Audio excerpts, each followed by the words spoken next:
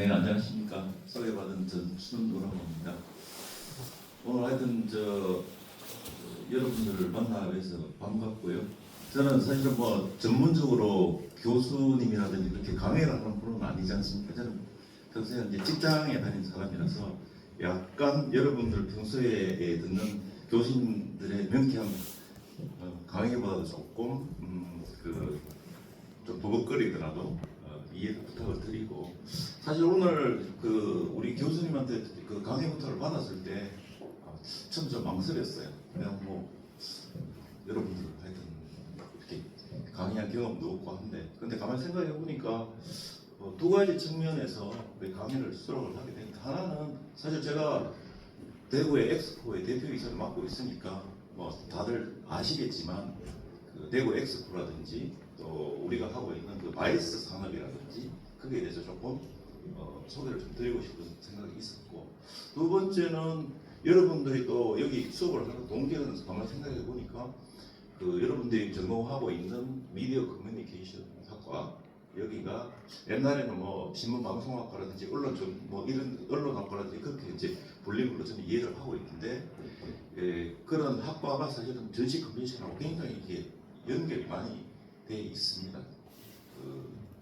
일례로 11월 1일부로 저희가 신입사원을 내는 뽑았는데 그 중에서 2명이 이 미디어 커뮤니케이션 학과 전공을 한 분들이에요.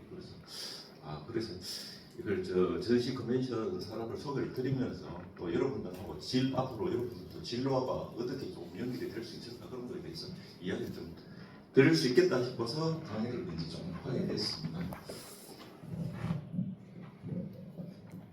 저는 뭐 교수님께서 소개시켜 드린 대로, 그래서 오늘 제목을 제가 생각을 하다가 우리 엑스코 그리고 전시 컨벤션 산업 지역 경제, 이렇게 제가 이야기하고 싶은 거 정했고, 또 여러분들 입장에서는 그 글로벌 전시 컨벤션 산업에 대한 동향과 그런 미래 진로에 대해서 좀 탐색을 할 수 있는 그런 시간이 됐으면 좋겠다 해서 제목을 이렇게 정했고요. 경력은 저는 사실은 대구에서 태어나서 초중고를 다 나왔습니다. 그래서 주로 달성공원 서문시장부터 대명동 청남덕 남산역 있는 그 일대에서 초중고를 다 나왔습니다. 그래서 그렇고 고등학교는 영남고등학교 나왔고, 전공은 학부에서 스페인어를 하고, 그 다음에 석사, 허사 쪽은 경제학이나 국제관계, 국제지역학 했는데 주로 경제학 쪽으로 좀 공부를 많이 했고요.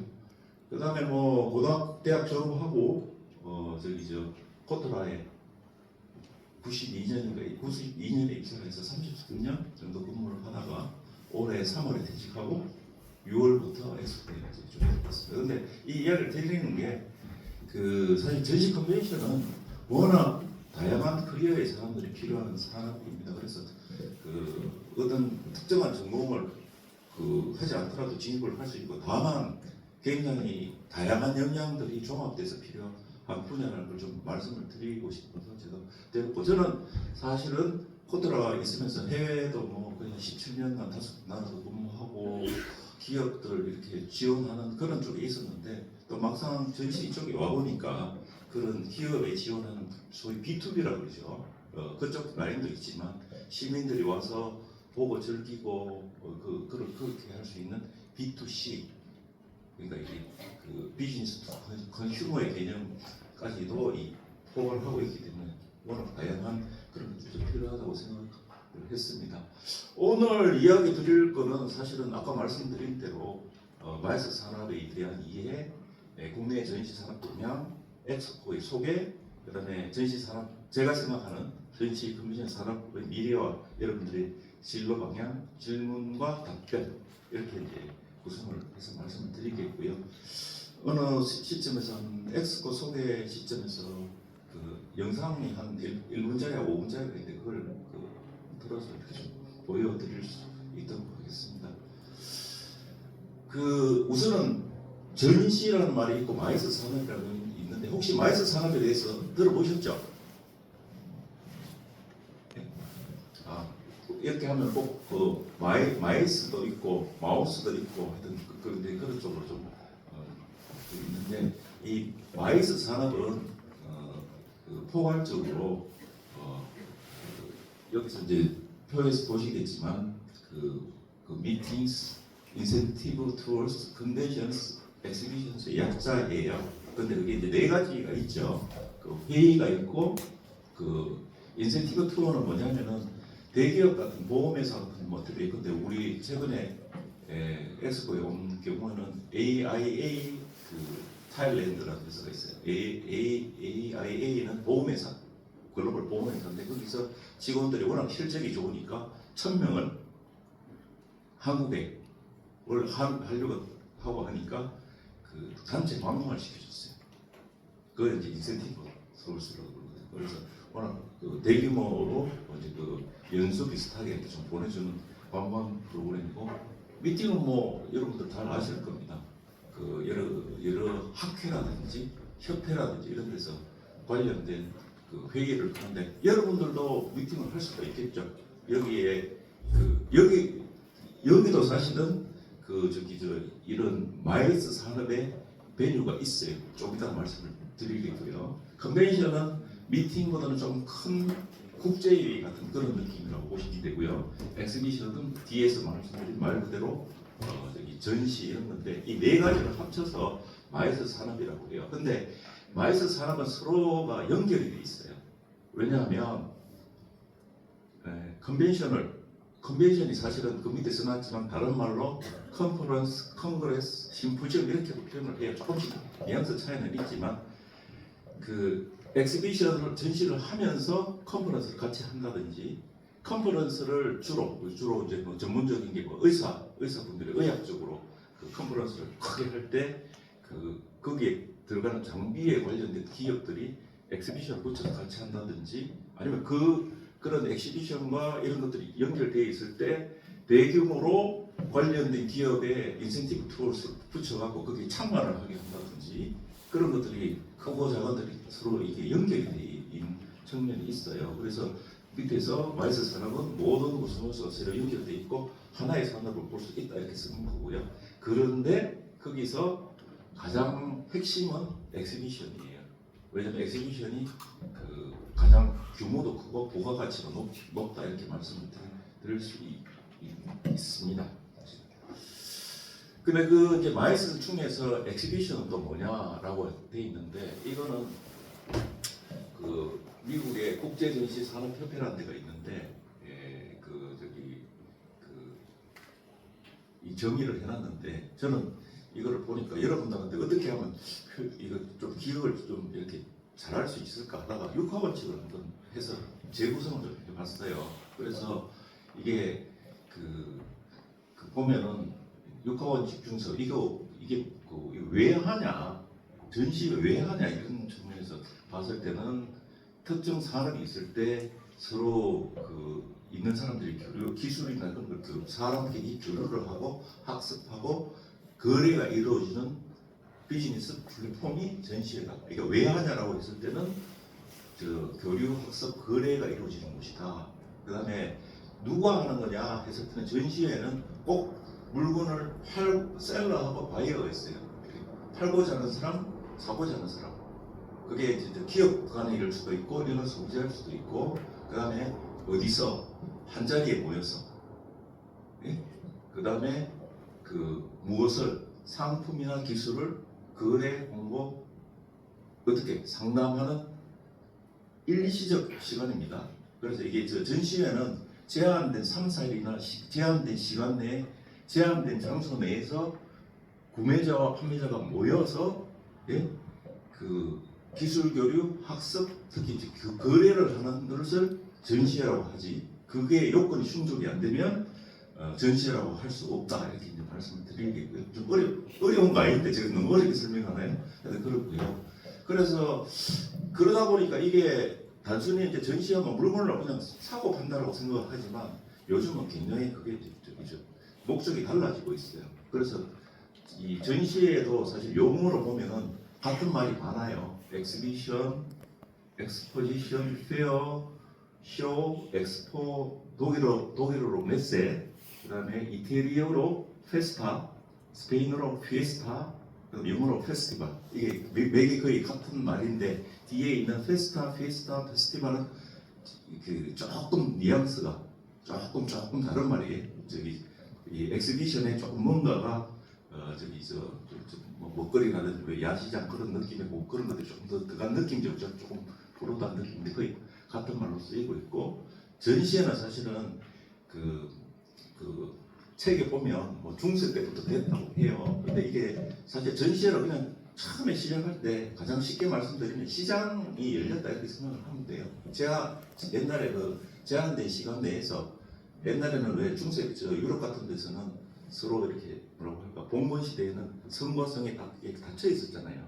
근데 이 거래가 안 되다가 그 시장을 처음에 이렇게 교류를 하기 시작하고 시장을 열었던 게 이 처음에는 상품 전시회가 이런 말이 뭐냐 하면은 물건을 직접 갖다 놓고 우리 시장처럼 사고 팔았다는 거예요.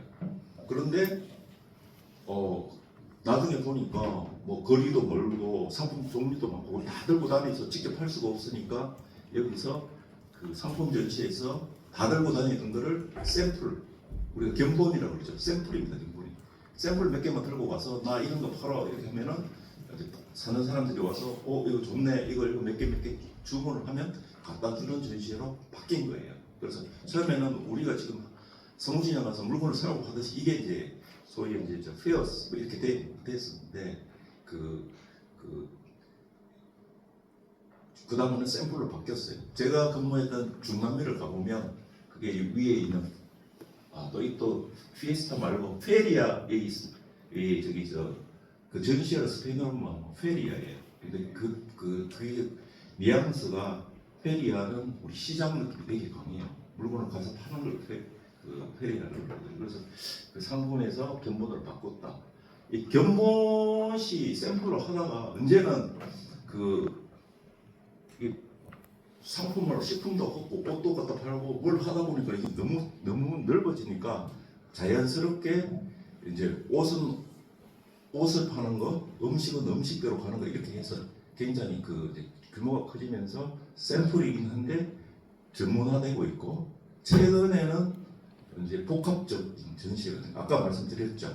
복합적이란 말은 예컨대 그 전시회를 하면서 컴포넌트를 붙이고 그 시연에 붙이고 그런 것들이 막 이런 행사들을 복합적으로 상품도 복합적이 되고 요즘은 사실 산업이나 상품이 융복하고 일어나잖아요.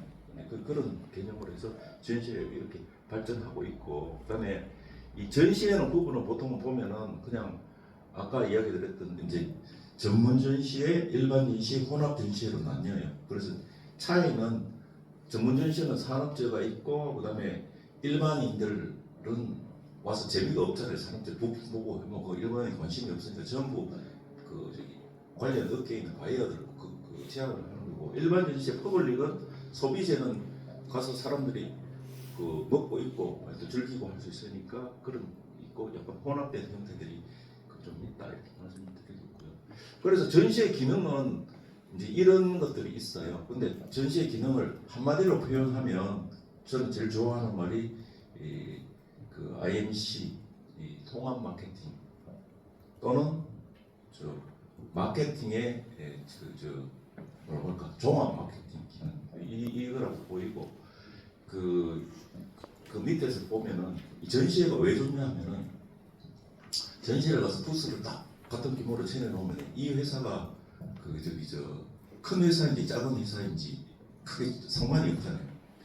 전시하고 있는 것만 좋으면 되니까. 그래서 사실은 굉장히 전시회 가서 동등하게 자기의 본질적인 경쟁력을 가지고 마케팅을 할 수 있다. 뭐 그런 것들이 있고 세부적으로 보면 위에서 제일 큰 게 사실 그거겠죠. 무역 또는 거래 인데 주로 우리가 용어를 쓸 때는 국내에 있는 기업인들끼리 사고 파는 그거는 저희가 구매 상담회를 열어준다라고 하고 그다음에 해외에서 바이어를 불러서 하면은 수출 상담회를 해준다. 그다음에 기업 입장에서는 신제품 소개하고 홍보 활동을 하는데 실물 전시 시연해서 고객 인지도나 브랜드를 높이는 역할, 산업 및 기술 동향을 파악을 할 수 있겠죠. 신제품을 하니까 그 경쟁사들이 뭐 어떤 거 하느냐, 그다음에 그 실제로 그 소비자 반응도 파악할 수 있고, 그다음에 업종들끼리 서로 전시회 가면은 관련 업계에 있는 사람 다 오잖아요. 예? 근데 그 사람들 그 만나려 그러면은 개별적으로 찾아가려고 그러면은 자기가 품을 들여서 다 이렇게 찾아가야 되는 부분도 있는데 모이니까 그 네트워킹도 한 곳에서 할 수 있고, 일례로 저는 2달 전인가 불교 박람회를 우리 회사에서 그 불교 방송을 열었는데 의외로 젊은 대학생들이 엄청나게 많이 오더라고요. 그래서 저는 이렇게 불교 신자가 많나 이렇게 생각을 했는데 그 요인을 이렇게 보니까 불교의 그 굿즈를 이렇게 모으는 취미를 가지신 분들이 의외로 많더라고요. 근데 그 불교 굿즈를 일일이 좋아하는 거 10개를 고르면 10개 상점을 가서 사야 되잖아요. 근데 전시에 딱 오면은 그 상점들이 다 있잖아요, 여기. 그러니까 한 곳에서 딱 오면은 자기가 좋아하는 거 다 이렇게 할 수 있고 하니까 이제 온다 그런 얘기들이 있고요. 그 다음에 그래서 지금 이제 앞서 말씀드린 이런 기능이나 아마 이런 그 생태계를 이야기 드리면 여러분들 아마 우리 학과하고 전공하는 데하고 좀 연관이 누가 하고 있겠구나 그런 건 아마 그 눈치를 채실 것 같습니다, 그죠? 그래서 전시장은 사실은 그 생태계가 있는데 플레이어들이죠. 그래서 제일 이제 이렇게 보면은 전시장이 있어요. 전시장은 용어로 저희가 베뉴라고 그래요, 베뉴. 그런데 이 영남대학교에서도 우리 엑스코하고 경쟁하는 베뉴가 하나 있어요. 이게 천마 이렇게 강당같이 이런 거 있죠. 그 보통 이제 저희도 지난주에 임영웅도 오고 임재범도 오고 이성환도 오고 막 공연을 해요. 연말에 갖고 오니까. 근데 주로 이 천마 예술관인가요? 예, 하여튼 거기서 보통 한 1,000명, 1,500명 규모 정도는 이 영남대학교 그 강당을 빌려서 하기도 하고 경북대 또 강당을 빌려서 하더라고요. 그래서 그런 것들이 일종의 여러분들은 강당이나 이렇게 생각을 하지만 그 일종의 베뉴다 이렇게 생각하시면 될 것 같고요. 근데 이제 우리가 말하는 건 저희같이 전문적으로 큰 시설을 가진 그 전시장이죠. 참고로 국내에서 제일 큰 전시장은 킨텍스, 두 번째는 부산의 덱스코, 세 번째가 저희 엑스코가 국내에서 세 번째 큰 그 전시장이에요. 그 다음에 이 전시장을 베뉴라고 부르면 베뉴 안에 이제 그 전시회를 개최하는 사람들이 있겠죠. 주최자. 거기는 저희가 PEO라고 해요. 프로페셔널 엑스비션 오거나이징 그럴 거예요. 그리고 이제 반대로 전시 주최자 말고 컨벤션 주최자는 PCO라고 그래요. 근데 이런 전시 주최자들이 굉장히 국내에도 많고 엑스포도 전시장 베뉴 역할도 하고 연간 25회 정도의 PDO 역할도 한다. 그다음에 이런 전시를 하려면 전시 디자인 회사들이 또 우리 생태계에서 부스를 설치해주고 디자인을 해주는 작업을 하고 있고, 그다음에 전시 서비스 회사 이제 디자인도 있지만 디자인에서 장치해주는 업체도 있지만 전시를 하려고 그러면 인터넷 갖다 넣어야 되고 또 무슨 각종 집게라든지 그 모니터부터 해서 그런 거 갖다 놔야 되고 렌탈도 해주고 서비스를 해주는 업체들이 있고, 그러고는 딱 그걸 해주면 그 전시 참가 업체 입장이 있겠죠. 전시 참가 업체는 사실은 모든 기업들이 삼성이라든지 현대라든지 모든 기업들이 국내나 해외 전시에 참가를 하고 있고요. 실제로 그 전시를 담당하는 부서들이 있겠죠. 그다음에 제가 코드라 있을 때 같이 일을 했던 멤버들은 누구냐 하면은 광고기획사인데 제가 이름 까먹었는데 현대자동차에 광고기획사가 있어요. 거기가 요즘은 그 광고기획사들이 전시 쪽으로 영역을 넓혀갖고 일을 하고 있고요. 뭐 삼성 같은 경우 제휴기획사 같은 데도 그 삼성전자나 이런 데 해외 전시에 역할을 좀 해주고 있고요. LG 마찬가지고 그렇습니다. 가장 요즘 특징적인 거는 광고기획사가 이 전시 주최자 영역으로 넘어오고 있고, 특히 언론사도 기존에 이제 신문이나 이런 신문 광고의 매출이 떨어지다 보니까 이 전시 쪽으로 영역이 많이 넘어오고 있어서 최근에 이 지역에 있는 그 신문사 있죠. 신문사들이 저희고 같이 전시를 주최해야 되는 요청이나 그런 것들이 많이 제안이 많이 들어오고 있는 상황입니다. 그 다음에 뭐 청관객이겠죠. 청관객도 전시에 참가해서 있는데 이런 다양한 그 구성원들이 이제 이 전시 생태계에 참가를 하고 있고, 그다음에 그거는 국내일 수도 있고 해외일 수도 있고요. 뭐 제가 그 한 세 달 전인가 그 저기 이제 일본에 전시장하고 전시 주최자들 그 가서 하는데 전 세계에서 사실 가장 큰 전시 주최자는 인포마라는 데예요. 인포마라는 데고 두 번째는 RX라는 데인데 이제 RX 코리아도 있고 인포마 코리아도 있지만 제가 RX 재팬을 사무실을 가봤는데 좀 놀랐어요. 뭐 사무실도 엄청 좋지만 그 중에 한국 젊은이들이 한 10명 정도 근무하고 있더라고요. RX 재팬 같은 데서 근무하다가 또 RX 코리아로 오기도 하고 이제 서로 교류가 좀 되고 있다는 걸 봤습니다. 그래서 이제 전시 컨벤션은 그 저기 효과가 여러 가지가 있는데 이제 뭐 실질적으로 경제적 효과가 있겠죠. 전시회를 저희가 전시를 개최를 하면은 그 전시 직접 장치를 해서 짓잖아요. 그리고 뭐 거기에 또 고용도 되고 그런 것도 있고 또 여러 가지 그 기업들이 참가를 하니까 지역의 그 소비 같은 것도 진작을 시키고요. 해외 바이어도 불러서 상담도 시키니까 수출도 하고 해서 여러 가지 굉장히 그 경제적 효과가 있다. 그래서 저희 전시회 같은 경우에는 이 지역이나 산업이 그 지역 경제가 크는 약간의 마중물이라고 그러죠. 우리 옛날에 왜 이렇게 저 뭐라고 할까 물 이렇게 저 펌핑하는 그게 이제 그런 역할을 이렇게 주고 있고, 그다음에 사회문화적 효과도 큽니다. 대구가 해외에 가서 대구 하면 알까요 모를까요? 잘 몰라요 사실.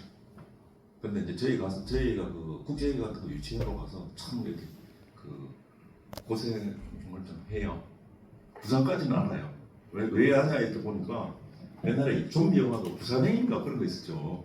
부산 영화제, 부산행 이런 것 때문에 되게 부산에 대한 그 인지도는 있는데 뭐 서울을 알고 인천은 공항이 있고 그래서 대구 잘 모르면 대구를 여러분들이 그 전공하고 상관이 있으니까 대구를 그 어떻게 알려야 되는지 한마디로 대구를 표현을 해줄 수 있어야 되는데 적정한 아직까지 저는 못 찾아는데 저는 그러니까 그 해외나 우리 이제 외국인들 만나면 대구 소개할 때 저 그냥 저 삼성의 홈타운이다 이렇게 이야기하면 감박 알아들어요.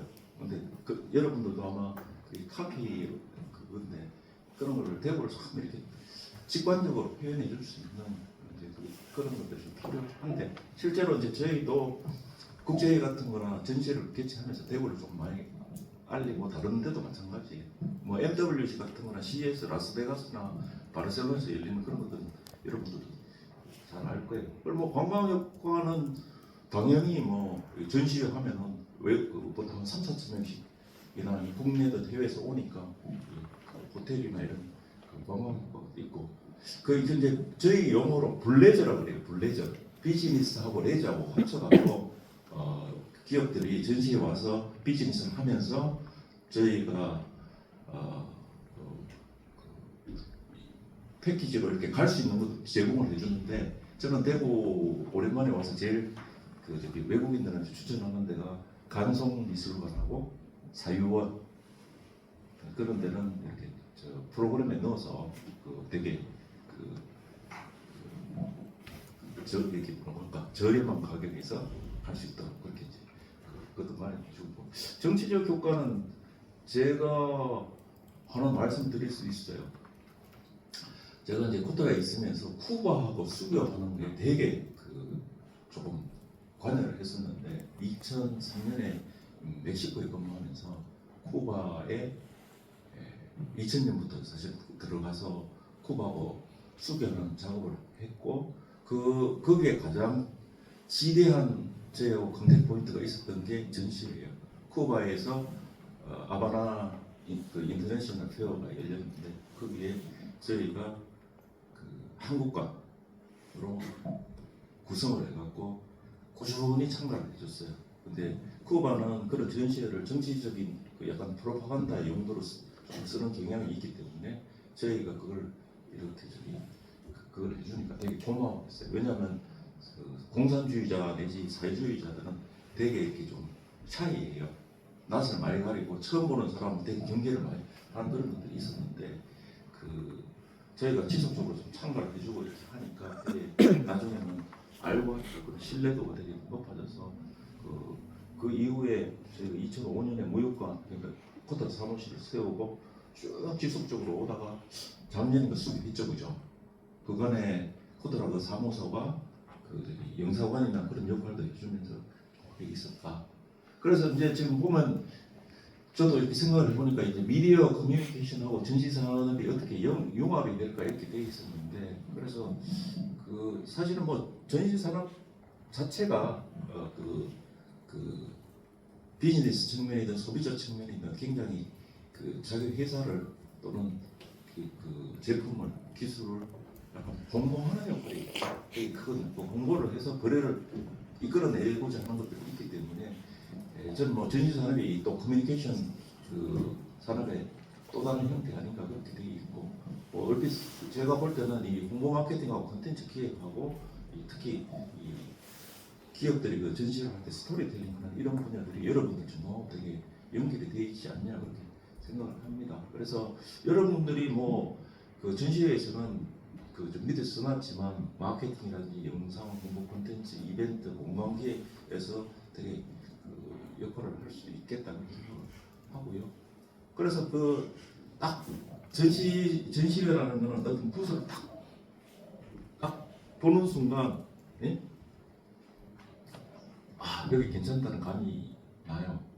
뭐 저 일주일 전에 코엑스에서 전시 주최자들이 모이는 전시회가 있었어요.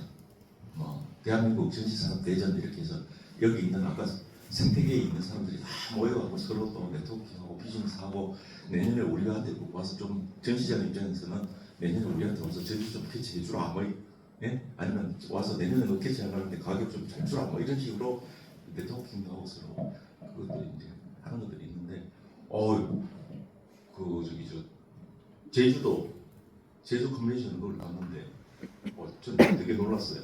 왜냐면 이 제주도 그 감귤색 있죠.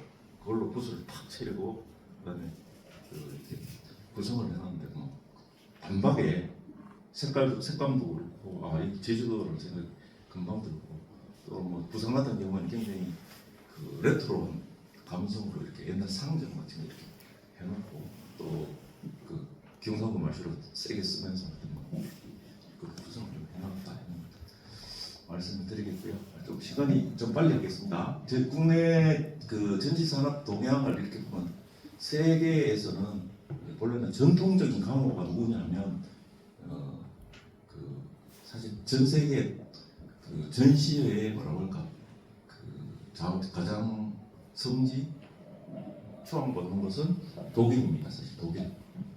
그 다음에 독일을 따라서 이태리, 프랑스, 스페인 이런 유럽들이 특세가 전통적으로 돼 있었고 그 다음에 미국이 이제 전시산업이 워낙 시장이 방대하니까 이렇게 컸고요.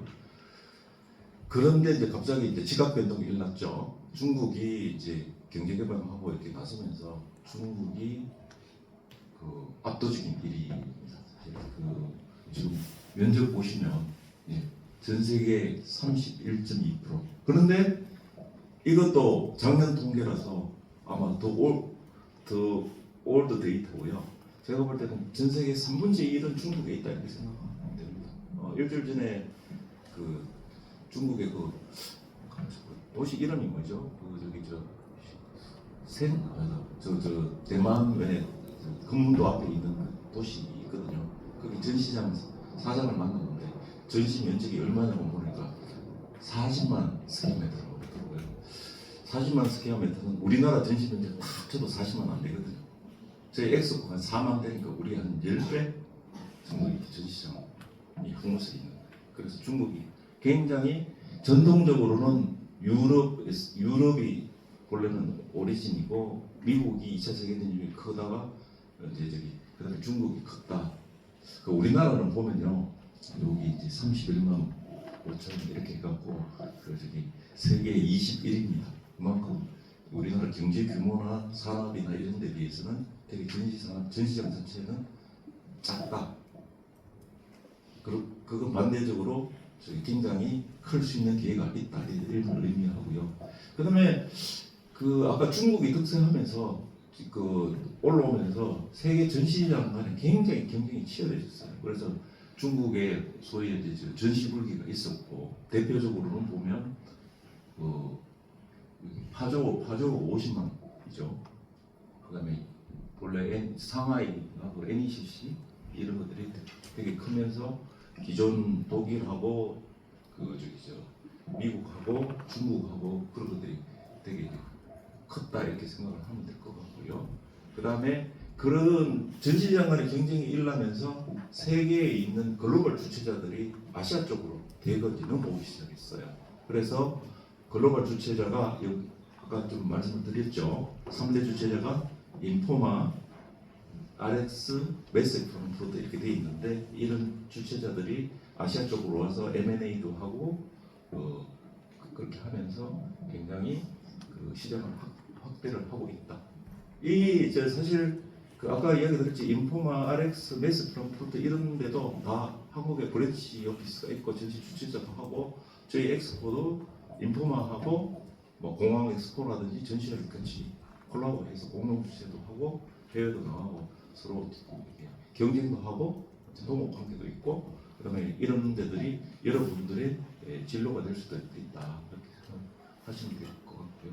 그다음에 옛날에는 그냥 전시장 하나 달랑 지어놨는데 약간 이런 것들이 복합 문화공간이라고 할까 이렇게 좀 진화하는 모습이 있어요. 그래서 전시장 말고도 호텔이라든지 여러 가지 문화시설을 합쳐서 되어 있고요. 그래서 이게 대표 사례 대구는 지금 만들어야 되지만 엑스코를 중심으로 해서 북구 쪽에 대구 마이스 복합단지 구성을 해서 조성 계획이 있고 지금 하나 하고 있고 우리나라 그거는 되게 앞으로 좀 세게 짓고 있는 게 뭐냐면 잠실 야구장 있고 왜 옛날에 있죠.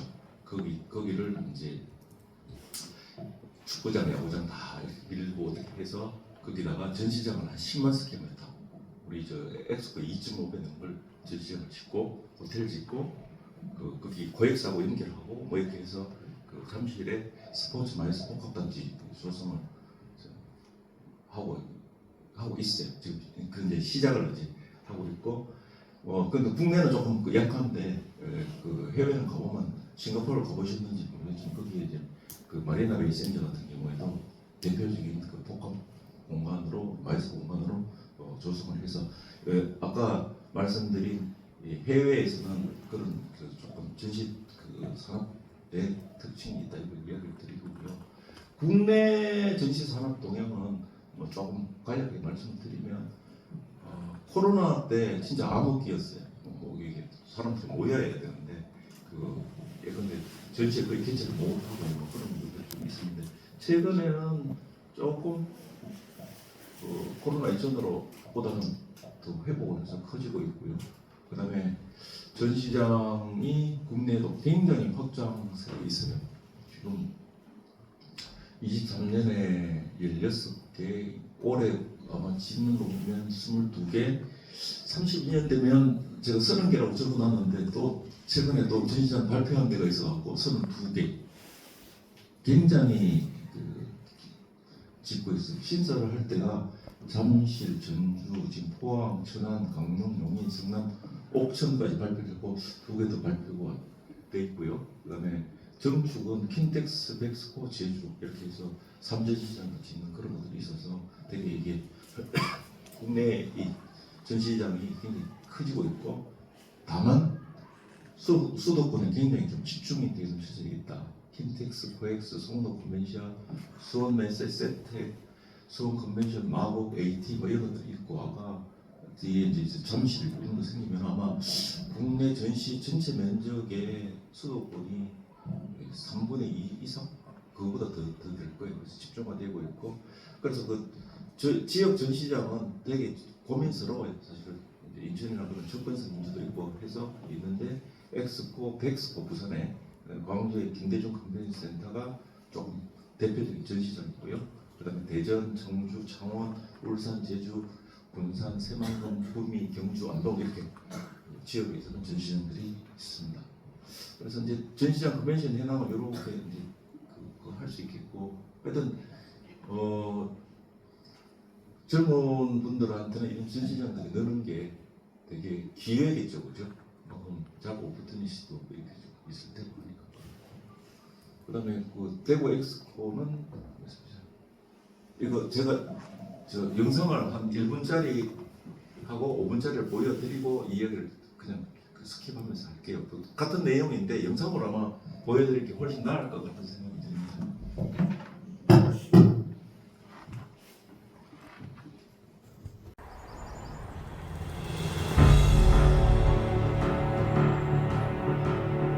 이곳은 무한한 가능성을 가진 하나의 세계입니다. 매일 새로운 만남이 이어지고 매일 새로운 이야기가 만들어지고 지속 가능한 미래를 위해 끊임없이 창조의 공간이 태어나는 곳. 수많은 사람들의 미래가 공존하고 서로 다른 가치를 공유하는 곳. 인류의 더 나은 미래 가치를 창출하는 공간. 이곳은 바로 글로벌 마이스 플랫폼 대구 엑스포입니다.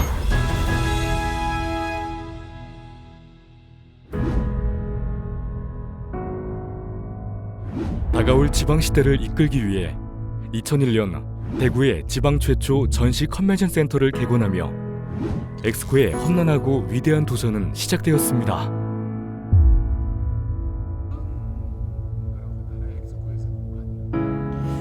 한마디로 엑스코에서 공간은 창고입니다. 그 창고에다가 영혼을 불어넣는 일들을 저희들이 하고 있거든요. 어떻게 기획하고 무엇을 채워 넣으며 내가 이 기업에게 어떤 것을 줄 수 있을지 기업한테 항상 물어보죠. 무엇을 원하시나요? 제가 어떤 걸 해드릴까요? 저는 이러이러한 무기가 있습니다. 다양한 생각과 가치를 가진 사람들의 이야기에 귀를 기울이며 우리는 보다 더 나은 미래를 위해 스스로에게 끝없이 반문하며 엑스코라는 공간에 무한한 가능성을 가진 새로운 이야기들로 채워갔습니다. 저희가 기획할 때는 사실은 미래 산업을 보고서 기획을 하고요. 2000년 초반에 그린에너지 엑스포, 신재생 에너지가 산업이 잘 되지 않을 때도 계속 투자를 하고 계속 밀고 나갔기 때문에 지금의 국내 최고의 전시회가 탄생하지 않았을까라는 생각이 듭니다. 우리는 누구보다 과감한 판단과 흔들림 없는 신념으로 미래를 준비하고 선도하였기에 국내 최고를 넘어 세계와 어깨를 견줄 수 있는 역량을 갖출 수 있었습니다. 그동안에 저희들이 가진 역량은 세계적인 물포럼 행사라든지 가스총회, 에너지총회 이런 굵직굵직한 행사들을 유치함으로 인해서 수없이 많은 세계에서 이 행사들의 컨벤션 행사를 참석하기 위해서 모여들었고 그럼으로 인해서 대우가 많이 알려졌기 때문에 저희들은 국제적 역량을 충분히 갖추고 있다고 생각을 하고 있습니다. 엑스코의 눈부신 성장은 글로벌 대구 도약의 원동력이 되고 있습니다. 엑스코가 성장한다는 것은 지역 경제가 그만큼 활성화됐다는 것을 뜻한다고 생각하고요. 대구 경북 통합신공항과 도시철도 4호선의 인프라가 뒷받침되면서 더 많은 국내외 방문객들이 엑스코를 방문할 것으로 기대하고 있습니다.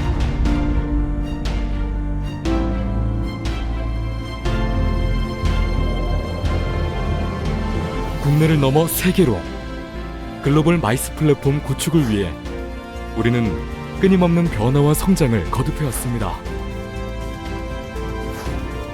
책임감이 앞서고 무겁습니다. 대구시로 봤을 때는 가장 중요한 인프라 시설 중에 한 곳인데 사람들이 안전하고 쾌적한 공간에서 행사가 안전하게 진행될 수 있도록 체크하고 관리하고 있습니다. This is a very perfect moment. We are in Daegu for Exco. Это выставка особенная. Я был в других странах на таких выставках, но это мне понравилось больше всего. This experience is so awesome. I'm glad to meet a lot of global companies and the people in Korea. 글로벌 시장에 진출하기 위해서는 바이어들을 만나고 상담할 수 있는 이 대구 엑스포 전시회장이 최고의 기회인 것 같습니다. 엑스포를 만나서 해외 진출의 꿈을 이룰 수 너무 기쁜 것 같습니다. 단순한 공간을 넘어 창조의 공간으로, 서로 다른 가치를 품은 공존의 공간으로, 다른 이의 꿈을 같이 공감해 줄 수 있는 공간으로, 지역 발전의 원동력으로, 언제나 흔들림 없는 신념으로, 두려움 없는 열정으로, 인류에게 보다 더 나은 삶과 미래 가치 창출을 위해 끊임없이 도전할 것입니다. 글로벌 마이스 플랫폼 엑스코. 이거 하나만 더 그 연상을 하도록 하겠습니다. 이거는 그 올해가 사실은 엑스코가 회사가 설립된 지 그 30주년이 되었어요. 그래서 7월에 그 저희가 30주년 그 행사를 하면서 1분짜리 가벼운 영상을 하나 만들었는데 아마 코토라 저기 엑스코가 이렇게 어떻게 설립이 되고 왔는지를 그 이해를 하실 수 있을 것 같아서 영상을 만들고 있습니다.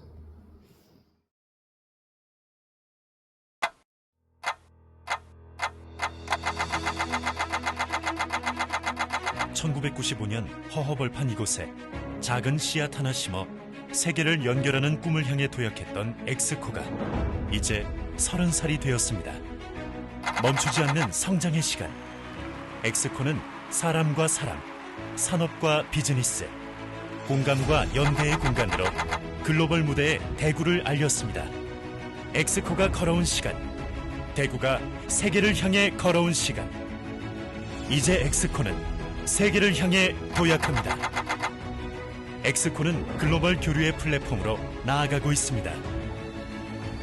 하나의 공간에서 사람과 산업이 연결되고 기술과 문화가 융합됩니다.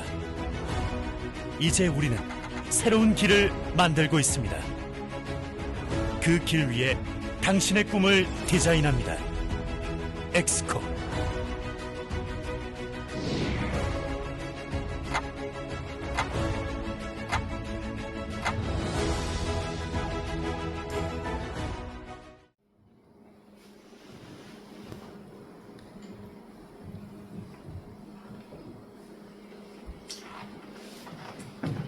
그래서 이제 저 엑스코 소개 영상을 보셨으면 대충 요건 넘어가도 되겠죠. 다 얘기를 했는데 그냥 하나만 말씀을 드리면 저희 비전이 고객 가치 실현, 그다음에 글로벌 마이스 플랫폼 이렇게 이제 정리를 하고 있어서 사실은 하나하나에도 의미들이 있는데 그런 약간 이렇게 넘어가도록 하겠습니다. 주요 시설은 아까도 보셨겠고요. 제일 큰 게 이제 저기 전시장 1층에 이렇게 단면으로 된 전시장이 3만 스퀘어미터 5층짜리가 6개가 있고 건물은 2개예요. 또 저희가 1전 시장, 2전 시장, 동관 서관이라고 부르는 데 있고 그다음에 그랜드 볼륨 32,000 스퀘어미터인데 이제 한 2,000명 정도 수용이 가능하고 이 그랜드 볼륨은 결혼식장으로도 사용할 수 있습니다. 그래서 가끔 결혼식도 하시는 것 같고요. 그 다음에 연예인들 공연도 할 수 있고요. 그 다음에 오디토리움은 1,400석, 그냥 이렇게 강당이라고 보시면 되고요. 여기는 있고 컨벤션 홀은 3,870이고 한 2,500명 정도 수용이 가능하고요. 회의실은 23개가 있습니다. 보통 전시장에서는 전시회가 열리고 국제회의나 그런 것들은 컨벤션홀, 오디토리움, 그랜드 볼륨에서 열리는데 가수들이 공연을 와요. 공연을 오면 어디서 하느냐에 따라서 인기도를 진정을 할 수 있어요. 임영웅은 그랜드 볼륨 컨벤션홀 안 되고요. 아예 전시장을 15,000원을 그냥 통으로 빌려갖고 무대 만들어서 지난주에 했어요. 금토일 공연을 했고 관객 수 티켓팅을 보니까 한 번 공연할 때마다 거의 8,000명 좌석에 8,000명 앉아서 공연을 하는데 전시장 사장님 저도 티켓을 못 샀어요. 그만큼 인기 있더라고요. 그리고 어떤 가수들 이렇게 하면은 이제 이런 식으로 데코를 하고 있고요. 그다음에 주요 사업은 전시장이 이제 그 3개 정도만 있는데 그린 에너지 엑스포는 사실은 아까도 영상에서도 있었지만 저희가 되게 자랑스럽게 생각하는 거예요. 옛날부터 이제 주최를 해서 요게 그 아시아 3대, 세계 10대 전시회에 속해요. 국내 최대 전시는 물론이에요. 그래서 굉장히 저희가 자랑스럽게 생각하고 있고 소방안전 박람회도 국내 1위 독보적으로 저희가 이제 전시를 하는데 이게 사실은 좀 슬픈 이야기가 있는데 제가 나왔던 고등학교가 이제 저기 옛날 남성동 쪽에 있다가 이제 쪽 이전을 하면서 거기 지하철 그 폭발 사고가 있어서 그때 중학생들이 되게 많이 죽었어요. 그래서 저 그때 그 지하철 그때 참사 이후에 이게 소방안전 그걸 좀 강화를 해야 되겠다고 해서 그 계기로 전시를 해서 이제 그 의지를 가지고 대구시도 그렇고 엑스포 좀 키운 전시이고요. 그 다음은 이제 저기 저 보면은 그 저희는 픽스라고 그러는데 미래 그 혁신기술 박람회 10월에 했어요. 그럴 때 그걸 이제 밑에다가 그 모빌리티, 그다음에 이 ICT, 그다음 로봇 전시를 묶어갖고 이렇게 하는데 그것도 보통 전시 3일 동안에 11만 명이 왔어요. 저희 전시장 저기 일정 3만부터 해서 모든 전시장 다 써갖고 컨퍼런스 열고 해서 나름대로는 지역에 하는데 이게 왜 중요하냐면 대구시가 중점적으로 육성하고 싶어하는 산업이 있잖아요. 그 산업을 저희가 전시를 주최를 해서 해외 기업도 부르고 지역 기업이나 국내에 있는 기업 부르고 구매 상담이나 수출 상담에 또 열어주고 해서 이 지역에 있는 산업이 좀 육성될 수 있도록 역할을 좀 하고자 하는 것들이 이제 그 전시의 B2B 쪽에서 가장 큰 그거다 이렇게 생각하시면 되고요. 그다음에 그 결이 좀 다른데 이 전시회 말고 저희가 작년부터 그 마이스 뷰로라 그래서 컨퍼런스를 유치하는 그 회사가 있었는데 저희가 약간 합병을 했어요. 합병을 해서 저희가 국제 회의 같은 것도 지금 유치를 하고 있는데 대구는 전통적으로 물 산업이라든지 에너지, 가스 이런 쪽으로 되게 중점을 두고 갖고 했기 때문에 그런 것들이 있는데 보통 보시면 아시겠지만 저기 해외에서도 그렇고 이 전시가 이런 컨퍼런스를 한번 하면 뭐 2만 명, 3만 5천 명, 7천 명 이렇게 와서 이 지역에 있는 호텔이라든지 이런 것들이 다 영향을 주고 있고요. 그다음에 이 전시 이 컨벤션 사실은 그 산업 자체가 제가 그냥 좀 패러다임이 앞으로 어떻게 바뀔 건가 하는 거에 대해서 좀 말씀을 드리고 싶어요. 그래서 그 하드웨어, 소프트웨어, 콘텐츠 이런 측면에서 한번 생각을 해봤는데 하드웨어적으로는 전시장이 아까 베뉴라고 얘기를 드렸죠. 그 베뉴들이 국내뿐만 아니고 모든 전시 주최자들이 전시장을 가진 사람들의 고민이 결국은 스마트 그린 전시장으로 전환이에요. 딱 2개 있죠. 스마트는 디지털 전환이고요. 그다음에 그린은 탄소 중립이라든지 이런 쪽에 이제 하드웨어. 그래서 친환경이고 탄소 중립, 그다음에 ESG적인 요소, 지속 가능 가능성 시장 이런 것들이 되게 하드웨어적인 그쪽에 모든 전시장들이 고민을 하고 있고, 근데 이게 왜 그러냐면은 기술 문제도 있지만 어마어마한 예산이 투입이 돼요. 사실 이게 이제 그린으로 전환하고 스마트로 이쪽으로 전환하기 쉬운 과제들은 아닌데, 그건 지속적으로 투자하고 이제 그런 과제죠. 과제를 숙제를 가지고 있다 이렇게 보시면 되겠고요. 그다음에 소프트웨어적으로는 이제 뭐 보면은 결과적으로는 이 전시에는 킬링 컨텐츠가 좀 있어야 되거든. 그래야지 전시회가 사람들이 또 외쳐주고 하는데 결국은 킬링 컨텐츠 누가 만듭니까? 사람이 만들죠. 그러니까 이 전시 업계에서는 이 좀 창의적인 전시 분야의 인재를 양성하는 그런 데 되게 고민이 사실은 많아요. 국내에 보면 이런 그 전시 관련된 학과가 거의 없어요.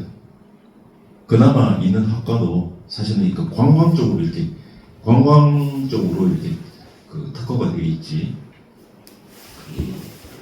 그 관광 마이스 학과라든지 그런 느낌들로 해서 이게 약간 산업이나 전시 쪽보다는 이쪽으로 가 있기 때문에 되게 그 전시에 특화된 그 인재를 육성하는 이 부분이 학과도 부족하고 되게 저희로서는 고민이다. 그런데 그런 인재들이 사실은 그 특정 학과를 하나도 온다고 해서 되는 건 아니에요.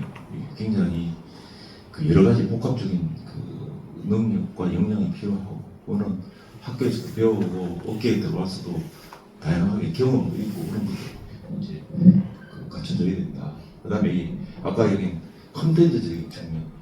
결국 아까 이야기 드렸지만 전시회가 그 융복화되고 전문화되고 있고, 또 아까 이제 저희가 이제 전시 쪽에서 쓰는 말이 컨텍스트란 말이 있어요. 그 밑에 써놨는데 이 컨퍼런스 앤 엑시비션 플러스 엑시비션인데, 큰 컨퍼런스가 열릴 때 전시회를 붙여갖고 연결을 해서 한다든지, 아니면 반대로 전시회를 하면서 기술 표준이나 이런 것들을 붙여서 하는 그런 것들이 있는데, 여러분들 잘 아는 라스베가스의 CES라든지, 그다음에 바르셀로나의 MWC 이런 데 가보면 거기 입장권만 얼마더라? CES가 한 그때 700불 정도 했던 것 같고요. MWC는 그냥 참가하는 게 800유로인가 100만 원 넘죠, 그죠? 근데 거기에서는 장관 회의도 있고 모든 그 모바일이나 그런 데 표준이 있잖아요. 세계 표준이나 이런 것들이 컨퍼런스들 열리고 거기서 제정을 하거든요. 그래서 업계들이 그 업계 또는 그 관련된 우리 같은 과기부 관할하는 과기부 장관이나 그런 분들이 안 갈 수가 없어요. 거기 가서 우리 입장을 대변하고 이해를 해줘야지 그 표준을 설정할 때 그런 것들이 되기 때문에, 그래서 전시회들 굉장히 좀 전문 연구감이 있고, 그다음에 그 아직도 약간 미진하긴 한데 앞으로는 오토로 가는 거 아니냐. 약간 그때 코로나 때 그 온라인 쪽으로 좀 바람이 불었다가 요즘 조금 다시 조금 수그러들긴 했는데, 결과적으로 보면은 그 오토로 가고, 그 오토가 뭐냐면은 온라인 투 오프라인인데요. 그런 것들이 이제 온라인 속에서 가상적인 그런 것들을 보여주고 실제로 또 와서 사람을 만나고 이것들이 좀 같이 가는 거 아니냐 하는 그런 것들이 있고, 그다음에 또 하나가 이제 데이터죠, 데이터. 그 어떤 참관객이나 이런 것 사람들이 쭉 도는 동선이나 그것들을 센싱을 해서 데이터를 모으고 그걸 빅데이터로 그러죠, 그죠? 모으고 그걸 그 AI 통해서 분석하고 그 유의미한 어떤 그 시스템을 해서 참가업체한테도 제시를 해주고 전시 주최자한테도 하는 그런 데이터를 어떻게 수집하고 활용하느냐가 되게 큰 과제입니다, 사실. 제가 말씀드리는 이런 것들은 하나하나가 우리 엑스코라든지 아니면 국내에 있는 전시 베뉴라든지 주최자가 가진 고민이 아니고 전 세계에 있는 그 베뉴, 주최자들이 공통적으로 가진 고민이다, 이렇게 말씀드릴게요. 그래서 그러면 아까 말했는데 전시 그 인재는 어떤 걸 가져야 되냐? 이건 근데 순전히 제 생각입니다. 그래서 하시는데 저는 이렇게 보니까 여기 와서 직원들하고 이렇게 그걸 보니까 그런 생각이 들더라고요. 그래서 이게 전시 쪽에 있는 전시에 대한 전문성이 좀 있어야겠다. 그건 뭐냐? 행사에 대한 기획력, 마케팅 홍보, 산업 특성, 전시 산업에 대한 이해인데, 아까 말씀드렸듯이 워낙 학과도 부족하고 하니까 저는 직원들한테 제가 뭐라 그러냐면은 1년 내에 전시 컨벤션 관련된 자격증을 무조건 따라. 네? 안 그러면 승진 안 시켜주겠다 그랬어요. 그래서 제가 그렇게 말해놓고 보니까 그 저기 이야기하고 보니까 한다고 시험이 하나 있더라고요. 그래서 우리 6명이나 지원을 하길래 저도 지원을 해서 시험을 쳐서 6명 다 합격을 했어요. 그래서 물론 2급이지만 네. 그러니까 그런 식으로 해서 저는 여기 보니까 되게 그 전시산업에 대해서 많이 없기 때문에 그 미국에서 영어로 제공하는 프로그램도 분명히 있고 여러 가지 있어서 그 직원들이 이런 쪽으로 조금 전문적인 이거 이론적 바탕이라고 저는 표현을 할게요. 이론적 바탕을 쌓은 다음에 실무적 경험이 있으면 이쪽은 되게 조금 다른 전시장보다 영향이 크지 않겠냐는 게 있고요. 그 다음에 뭐니 해도 전시 컨텐츠를 만들려면은 자기가 담당하고 있는 산업에 대해서 이해를 하고 그 트렌드도 파악을 하고 특히 그 글로벌 밸류 진인이라고 하는데 이 산업뿐만 아니고 주도하는 글로벌 기업 경진 전시회 이런 쪽으로 쭉 전반적으로 파악이 좀 필요하다.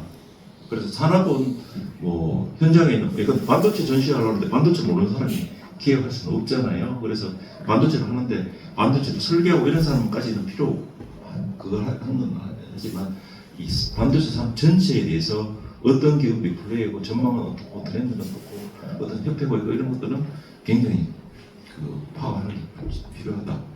그 다음에 디지털 역량이 역시 필요해요. 근데 제가 최근까지는 디지털 역량을 하면서 직원들한테 두 가지를 이야기했어요. 데이터를 분석할 수 있는 그 역량이 좀 있어야 되고, 예? 그다음에 코딩 같은 것도 하면 좋겠다 이렇게 얘기했는데 저는 요즘 생각이 완전히 바뀌었어요. 직원들한테 뭐라 그러냐면 다른 필요 없고 AI 공부하라 그래요. AI, 챗GPT, 퍼플렉시티 뭐 이런 거 있잖아요. 그거 공부해라. 그리고 워낙 막 자고 나면 바뀌는데 그래서 제가 지금 발표하고 있는 이 파워포인트 있죠. 제가 저 AI로 만든 거거든요.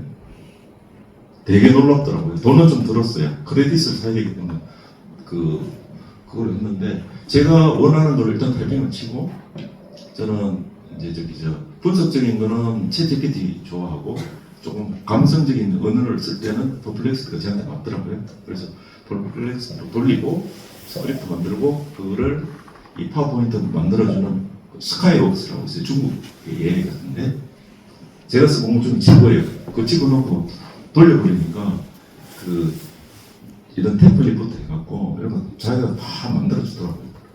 그래서 저 내용도 조금 더 따뜻하게 만들어줘 하니까 그 따뜻하게도 만들어주고 그런데 그게 저는 하여튼 제 휴대폰이나 거기도 제가 쓰는 AI가 한 7개 정도 되는데 이게 얼마나 많이 발전할지는 저도 가늠이 안 돼요. 근데 여기 계신 분들이 꼭 AI 공부하세요.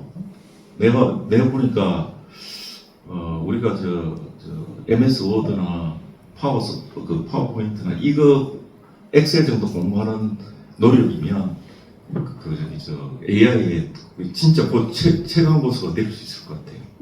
그래서 AI를 꼭 공부하시고 발전되는 데를 따라가주면 좋을 것 같아요.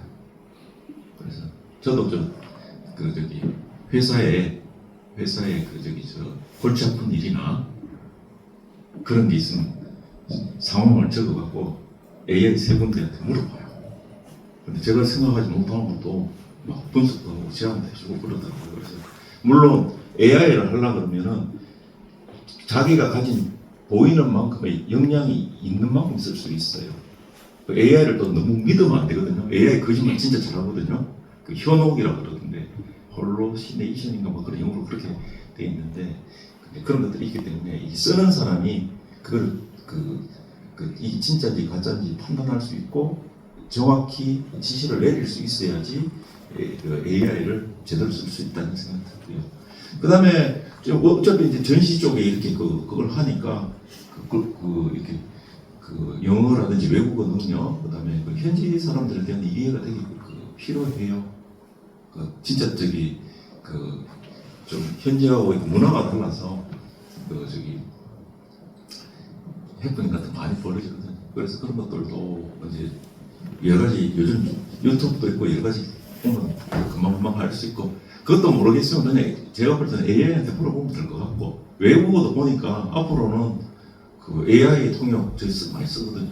뭐 그런 것도 있고 하여튼 좀 세계가 바뀔 것 같고, 그 다음이 이제 사람 간의 관계인데 굉장히 이제 그 협업하고 네트워킹이 중요하고, 그래서 제가 이렇게 보니까 이게 전시 산업에서는 사람이 진짜 그 괜찮은데, 그 전시 산업에서는 그 사실은 그 우리 직원들 보니까 그 MBTI에 E형이 있고 I형이 있을 수 있는데 두 사람 다 필요한데, I형은 보니까 그냥 굉장히 뭐라고 할까요? 저기 기획력이나 조용히 일하는 그런 사람한테 맞는 것 같고, E형은 보면은 좀 이렇게 스트레스 내성이 강하잖아요. 과감하게 돌파하면서 영업하는 그런 특성들이 다 있더라고요. 그래서 나름대로는 다 그 성격대로 그렇게 할 수 있으면 좋을 것 같고, 이 전시산업 이 역량은 제가 말씀을 드리는데 이걸 갖춰야지 엑스포에 입사할 수 있다, 이 이야기를 하는 건 아닙니다. 이거는 평생을 통해서 갖춰야 되는 역량이다, 지속적으로 그렇게 이야기를 드릴게요. 그 다음에 이제 전시산업에 이제 이제 아까도 조금 그거 되지만은 전시산업 주요 이제 직무는 어떤 게 있냐면은 전시회 기획자가 되는 거예요.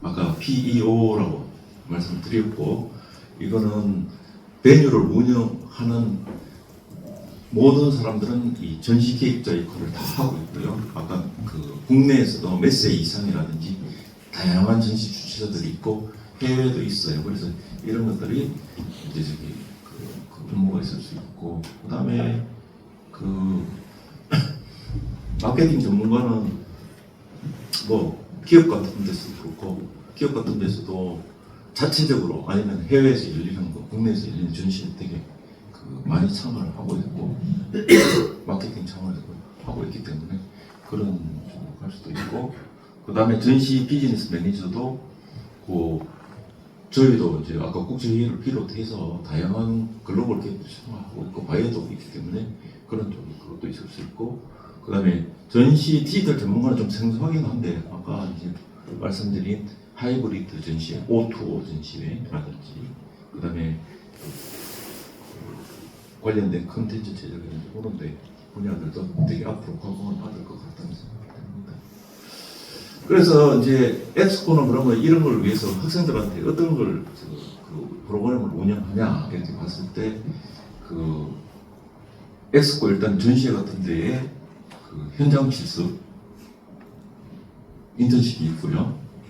현장 활동, 그다음에 산학 협력으로 인해서 이제 그게 있는데, 이 산학 협력 프로젝트는 내가 여기 강의를 하기 위해서 오기 위해서 이렇게 보니까 영남대하고는 아직 협약이 안 맺어져 있더라고요. 그래서 그 학교에 이야기해서 협약 좀 맺어달라고 하면, 뭐 저희는 엑스코는 거절할 이유는 없고, 그 지역에 있는 대학 어차피 학생들 그런 영향이나 이쪽 업계에 대해서 하면 저희 임무적인 또 하나고 하니까 그렇게 봤습니다.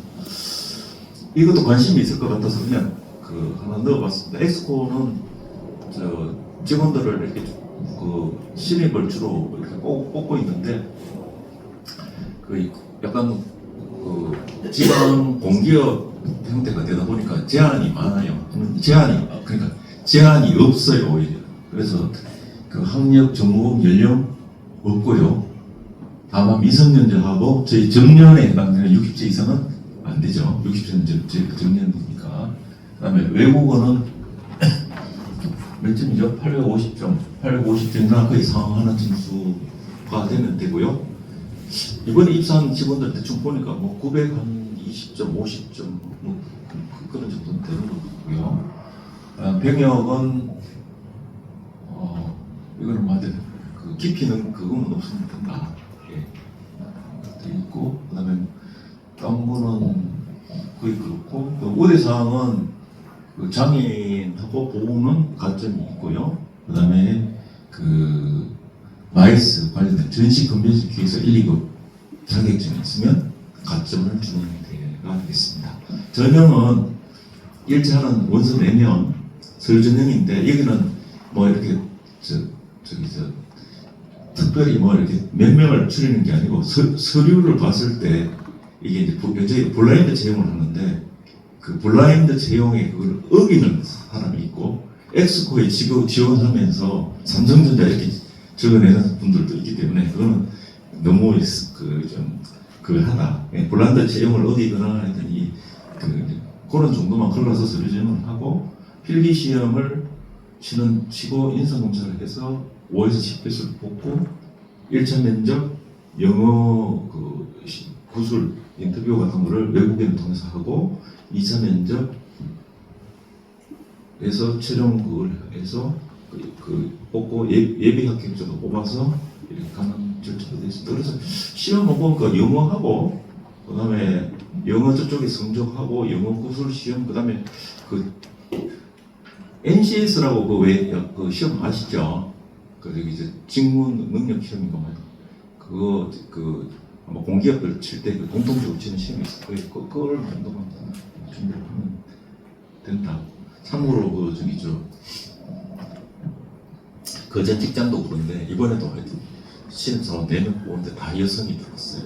그래서 남성이 완전히 안 되더라고요. 그래서 제가 이거 설명드린 거는 다 했고요. 혹시 질문이 있으시면 시간이 될 때까지 하겠습니다. 먼저 강의를 해주신 우리 대표님